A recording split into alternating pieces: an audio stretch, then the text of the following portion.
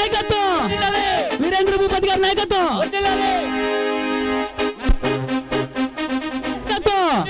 వీరేంద్ర భూపతి గారి నాయకత్వం వీరేంద్ర భూపతి గారి నాయకత్వం వీరేంద్ర భూపతి గారి నాయకత్వం వీరేంద్ర భూపతి గారి నాయకత్వం వీరేంద్ర భూపతి గారి నాయకత్వం వీరేంద్ర భూపతి గారి నాయకత్వం వీరేంద్ర భూపతి గారి నాయకత్వం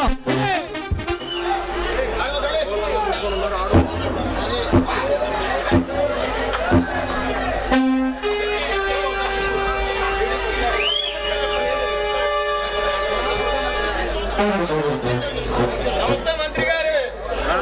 ఏం సంగతులు కనిపించట్లేదు. ఏముంది సార్, మీకే హ్యాపీగా మంత్రి పదవిలో ఉన్నారు. ఇక మా కార్యక్రమాలు చూసుకోవాలిగా. ఇంతకీ అర్జెంటుగా రమ్మని ఫోన్ చేశారు.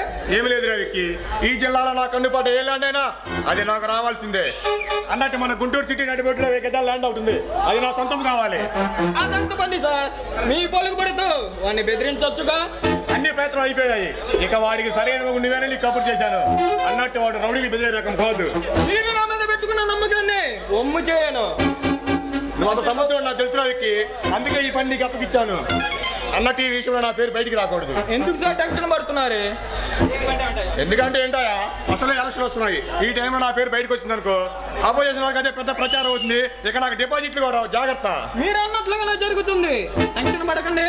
నేను వెళ్ళి పని పూర్తి చేసుకొని వస్తా. క్షేమంగా లాభంగా రవికి. వస్తా.